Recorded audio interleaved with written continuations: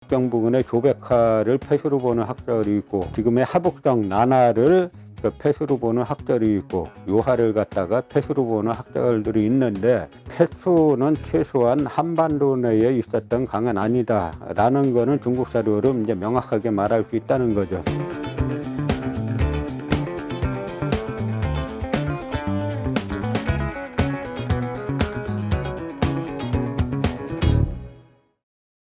그 위만조선에 대해서 한번 생각해 보겠습니다. 일반적으로 우리가 이제 조선의 유학자들이 3조선 해가지고 단군조선, 기자조선, 뭐 위만조선 이렇게 이제 설명을 해왔죠.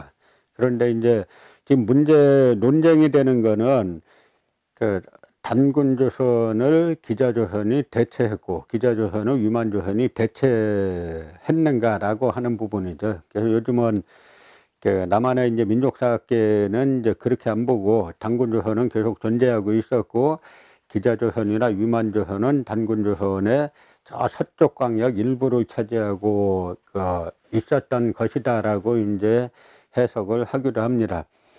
근데 위만에 대해서는 이제 상당히 이제 논쟁이 많은데, 먼저 위만에 대해서 북한 학계에서는 그 위만조선이라고 안 하고 그냥 만조선이라 그래요. 뭐냐면 사기 조선열전에 위만이라고 안 나오고 이제 만이라고만 나오는데, 그게 후대 뭐 후한사나 이런 쪽에 이제 성을 갖다가 위라고 쓴 거를 잘 이제 인정하지 않겠다는 그런 뜻인데요. 그 위만은 그 연나라 사람이에요.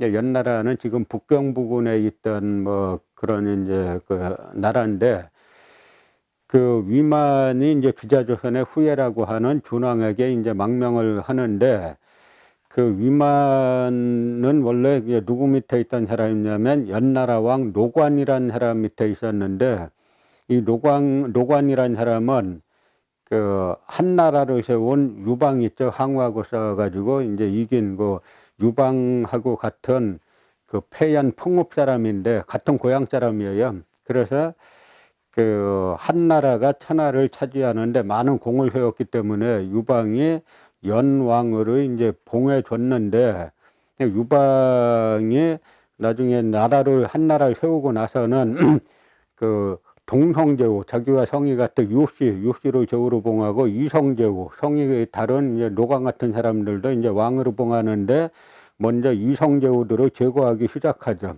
그러니까 이성제후들은 먼저 이제 반역으로 몰아서 죽이기 시작하니까 노관이 흉노로 망명을 합니다.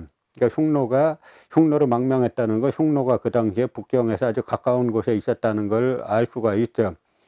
그 또 중국 기록에 보면은 그 고조선을 멸망시켜가지고 흉노의 왼쪽 팔을 끊었다 이렇게 돼 있으니까 이제 고조선도 흉노와 아주 이제 그 같이 이제 거의 뭐 국경을 접하고 있었다라는 사실도 알 수 있는데요.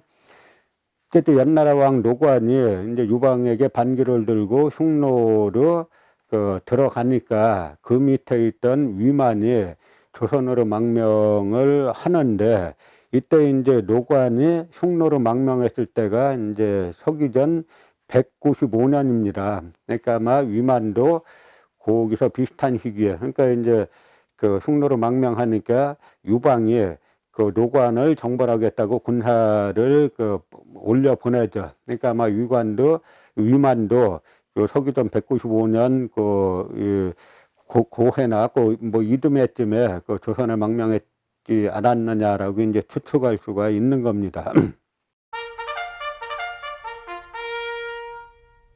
그 위만이 망명한 기록을 보면은 동쪽으로 요새를 나와서 폐수를 건넜다 이렇게 되어 있어요. 그래서 이제 이 폐수라는 곳이 그 당시에 이 조선과 중국의 진나라 한나라와 이제 국경이라는 사실을 알 수 있는데, 이 폐수에 대해서 역사상 아주 많은 논쟁들이 있어요. 폐수가 어딘가에 대해서. 그런데 이 논쟁도 항상 우리 한국 고대사를 둘러싼 논쟁은 대륙설과 반도설이에요. 그러니까 폐수가 어딘가에 대해서 반도설을 주장하는 사람들은 다 일본인 식민사학자들하고 남한의 강단사학자들이죠. 그래서 폐수가 압록강이다, 청천강이다, 대동강이다라고 하는 이제 그 일본인 식민사학자들하고 남한 강단사학자들의 설이 있고, 그다음에 폐수의 위치는 그 대륙에 있었다라고 보는 이제 독립운동가들의 학설이 있는데,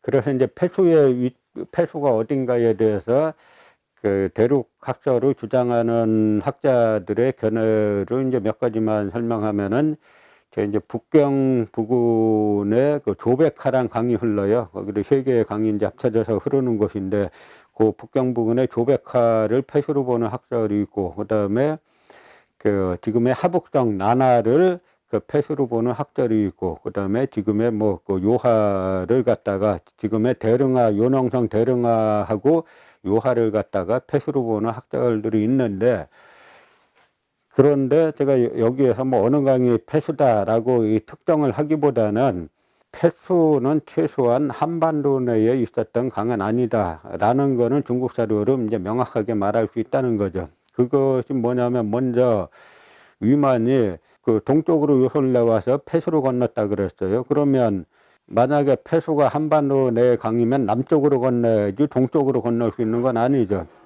중국의 수경이라는 고대 이제 물길에 관한, 강의 흐름에 관한 책이 있는데, 그 책에서는 폐수에 대해서 뭐라고 설명하고 있냐면, 그 동쪽으로 흘러서 바다로 들어간다, 이렇게 이제 설명하고 있어요.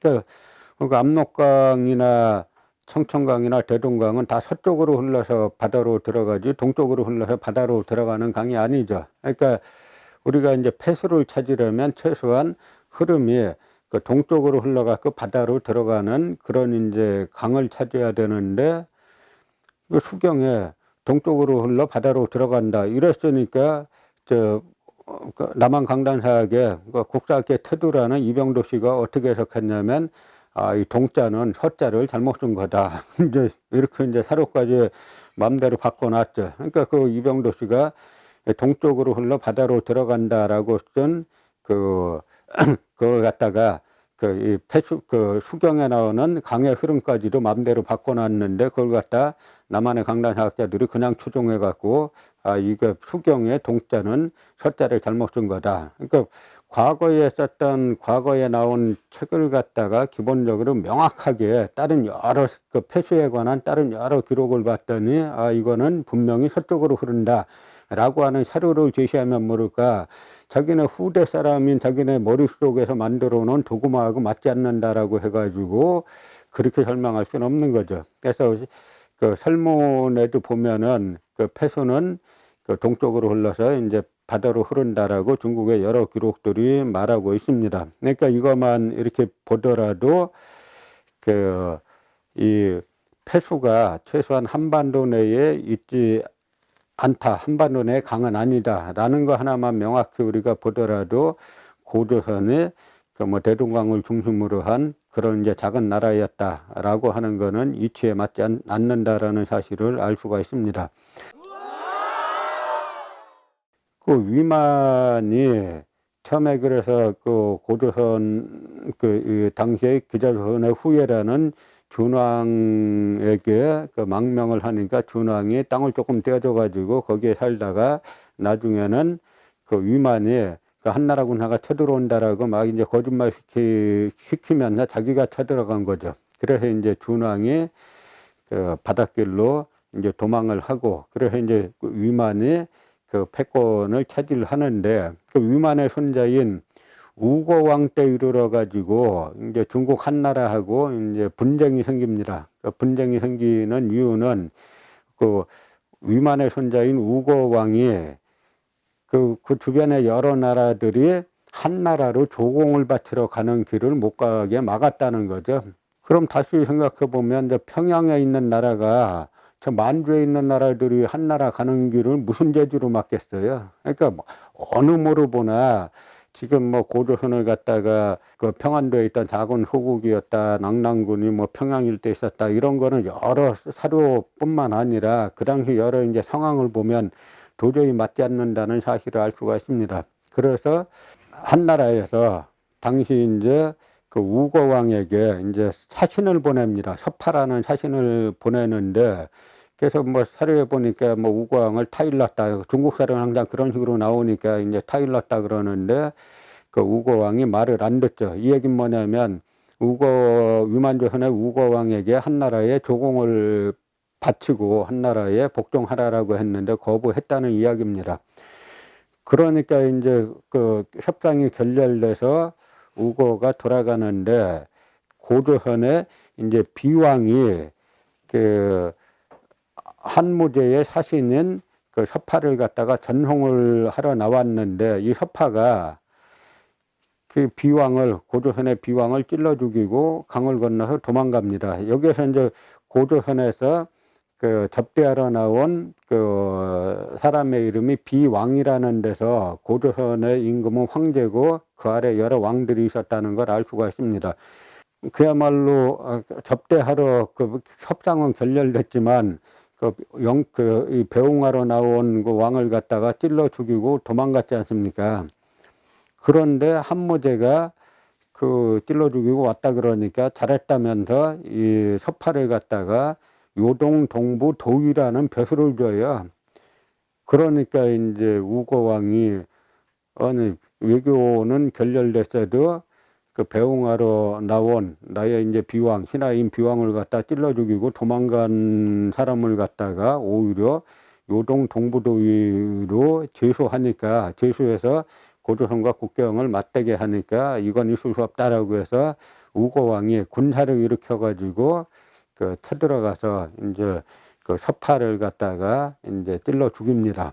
그러니까 한나라의 무제가 분노해가지고 5만 명으로 구성된 죄수군대, 그러니까 죄수로 구성된 5만 명의 군대를 그 조선에 보내는데 이로써 이제 그 조선과 한나라의 전쟁인 조한 전쟁이 시작되는 겁니다. 그 죄수로 구성된 군대가 가장 강한 군대예요. 그러니까 죄수는 어차피 옥에서 죽느니 너는 나가서 공을 세우면은 형을 면제해주고 상을 주겠다라고 하는 거기 때문에 이 죄수로 구성된 군대는 뭐 이판사판 안 가리는 목숨 걸고 싸우는 그런 군대인데, 그러니까 한무제가 이 고조선을 유만조선은 반드시 멸망시켜야 되겠다라는 생각을 가지고 죄수로 구성된 5만의 군사를 갖다가 보냈다고 볼 수가 있습니다.